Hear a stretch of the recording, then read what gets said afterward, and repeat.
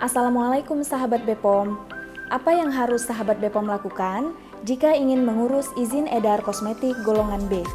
Yang pertama, mengurus nomor induk berusaha atau NIB ke kantor Dinas Penanaman Modal dan Pelayanan Terpadu Satu Pintu. Pastikan NIB sahabat Bepom mencakup KBLI yang sesuai, yaitu 20232.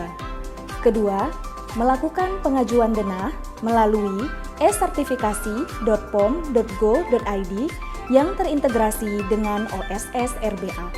Ketiga, melakukan pengajuan SPA CPKB melalui e-sertifikasi.pom.go.id di mana petugas akan melakukan audit ke sarana sahabat Bepom dengan mengaudit dua aspek CPKB, yaitu higien sanitasi dan dokumentasi.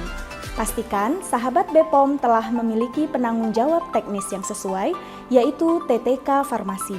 Keempat, melakukan pengajuan notifikasi produk pada notifcost.pom.go.id.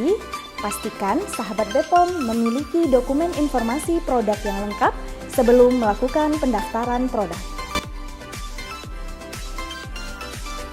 Apa yang sahabat Bepom harus lakukan jika sahabat Bepom ingin mengajukan maklun atau memberi kontrak kepada perusahaan lain dengan sertifikat full aspek CPKB? Yang pertama, mengurus nomor induk berusaha dengan KBLI yang sesuai. Daftar KBLI yang sesuai dapat dilihat di Keputusan Badan Nomor 125 Tahun 2021 tentang petunjuk teknis penerbitan rekomendasi pemohon notifikasi kosmetik.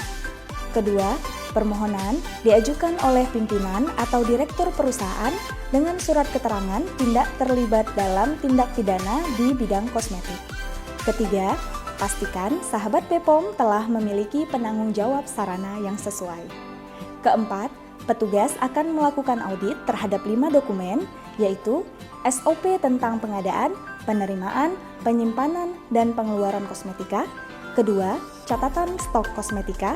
Ketiga, SOP tertulis dan catatan penarikan pemusnahan kosmetika. Keempat, SOP dan catatan penanganan keluhan pelanggan. Kelima, SOP dan catatan tertulis penanganan sampel tertinggal. Pastikan sahabat Bepom telah memenuhi persyaratan sanitasi sarana dan tempat penyimpanan yang sesuai. Terima kasih. Assalamualaikum warahmatullahi wabarakatuh.